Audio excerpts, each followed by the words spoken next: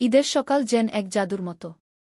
চারদিকে কি ঈদ মোবারক ধ্বনি, নতুন জামার খসখস শব্দ আর মিষ্টির গন্ধে ভরে গেছে পুরো বাড়ি। এই আনন্দের মাঝেই আমাদের প্রিয় হোক আজ খুবই উচ্ছ্বসিত, কারণ আজ তার সবচেয়ে প্রিয় কাজ, সালামি নেওয়া। ফজরের নামাজ পড়ে হাল্ক তাড়াতাড়ি গোসল করে নিল। তারপর আলমারি খুলে বের করল তার নতুন পাঞ্জাবি, গা সবুজ রঙের, সোনালি কাজ করা। পাঞ্জাবি পরে আয়নার সামনে দাঁড়িয়ে সে নিজেকে দেখে বলল, আজ আমি একদম সুপার ঈদ হিরো। মা এসে হেসে বললেন, হ্যাঁ, কিন্তু আগে নাস্তা করো, তারপর সালামি নিতে যাবে। কিন্তু হাল্কের মন তো আর নাস্তায় নেই, তার মাথায় শুধু সালামি। নামাজ শেষে বাড়িতে ফিরেই সে শুরু করল তার সালামি অভিযান। প্রথম টার্গেট, আব্বু। হাল্ক গিয়ে বলল, আসসালামু আলাইকুম আব্বু। ঈদ মোবারক। তার কণ্ঠে ছিল এক ধরনের মিষ্টি ভদ্রতা। আব্বু হেসে বললেন, ওয়ালাইকুম আসসালাম, ঈদ মোবারক। এই নাও তোমার সালামি গি।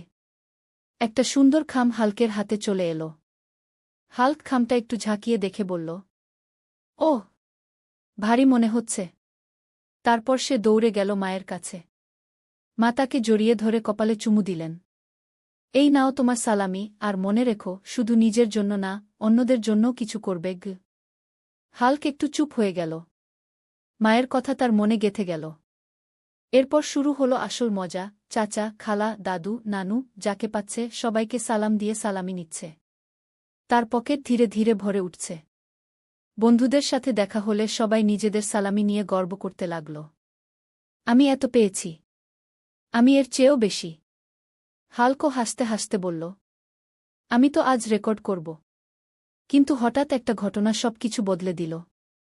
বাড়ির পাশের এক ছোট ছেলে, রাহিম, চুপচাপ দাঁড়িয়েছিল।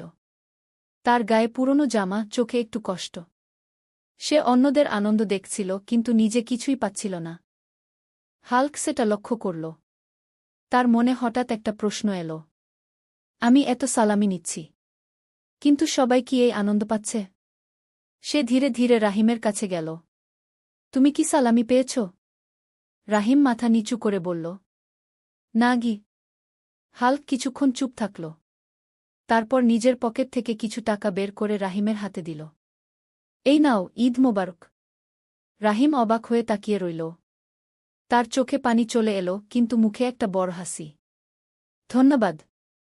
সেই মুহূর্তে হাল্কের মনে এক অদ্ভুত শান্তি এলো, যেটা সে এতক্ষণেও পায়নি। বাড়িতে ফিরে সে নিজের সালামি গুনল। আগের মতো উত্তেজনা নেই, কিন্তু মনে এক গভীর আনন্দ। রাতে ঘুমানোর আগে সে ভাবল, আজ আমি শুধু সালামি নেইনি, আমি কারো মুখে হাসি এনেছি গু। এভাবেই হোক বুঝতে পারল, ঈদের আসল আনন্দ টাকা না, বরং ভালোবাসা, ভাগাভাগি আর মানুষের হাসিতে।